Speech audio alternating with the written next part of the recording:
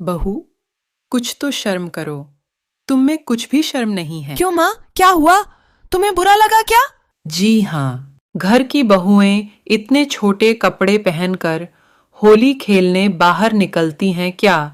तुम गांव की एक गवार औरत हो, इस बात को समझो कि तुम भी गांव की बहू हो। गलती होगी इसलिए तो कहते हैं उसे गवार लोगों से रिश्ता नहीं करना चाहिए। कहकर पूजा नहाने के लिए बाथरूम के अंदर चली गई। पूजा शहर की लड़की थी।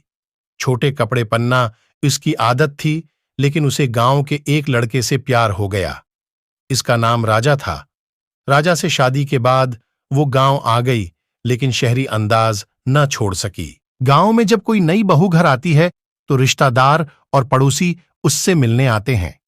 पूजा शादी का लहंगा पहनकर अपने ससुराल आई, लेकिन जैसे ही वो पहुंची उसे परेशानी होने लगी। ओह, क्या कोई इतना भारी लहंगा पहनता है? ये बहुत गर्म है, मैं उसे खोलती हूं।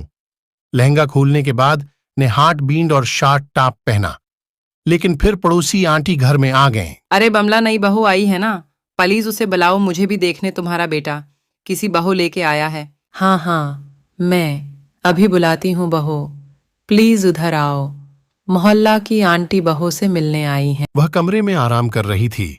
जब उसकी सास ने बात की तो उसे थोड़ा गुस्सा आ गया। दोस्त ठीक कह रहे थे, गांव की औरतें ऐसी होती हैं। पूजा उठकर कमरे से बाहर आई। जी क्या बात है? अरे मुझे क्या देखना पड़ रहा है? क्या बेहतर होगा कि मैं अंधी हो जाऊं? क्या हुआ आंटी, इतना ड्रामा क्यों कर रही है? हाँ बहू, तुमने क्या पहन रखा है? हॉट पतलून और टॉप क्यों? इसमें क्या हरज है? हम ऐसे गांव में रहते हैं, यहाँ उसे कपड़े नहीं चलते बहू। ये सब पुरानी बातें माँ, अब जमाना बदल गया है। मुझे यहाँ नहीं आना चाहिए था। अगर आसपास के लड़के तुम्हारी बहू को इस तरह देखते हैं तो अच्छा नहीं लगेगा। इस तरह आने दो, मैं राजा को बताऊंगी। राजा किसी काम से कहीं गया हुआ था। शाम को जब वो वापस आया तो सास ने इसे सब कुछ बता दिया। राजा पूजा को समझाने की कोशिश करने लगा। मां ठीक कहती है पूजा, ये सब गांव में नहीं चलता। तो तुमने मुझे पहले क्यों नहीं बताया? अगर तुमको ये पहले बता देता तो क्या तुम मुझसे शादी न करती? नहीं करती। क्या ये सब आपके लिए हमारी मोहब्बत से बढ़कर है? मैं ये सब नहीं जानती, मैं सिर्फ ये पहनूंगी। अगर आपको ये पसंद नहीं है तो मुझे तलाक दे दो। राजा समझ गया कि पूनम से बहस करने का कोई फायदा नहीं है। अगले दिन पूजा वही शार्ट लिबास पहनकर घर से निकल गई। गांव वाले घूरने लगे।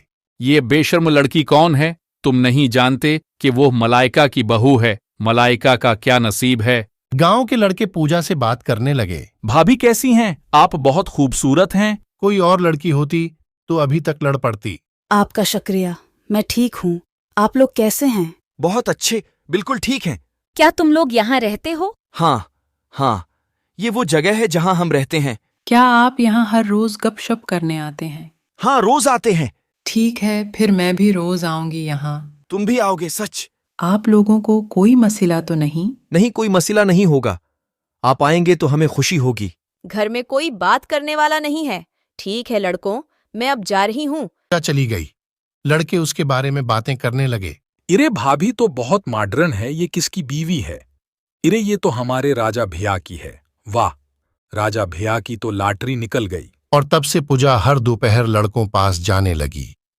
कुछ ही दिनों में ये खबर बिमला तक पहुंच गई। राजा भी परेशान हो गया।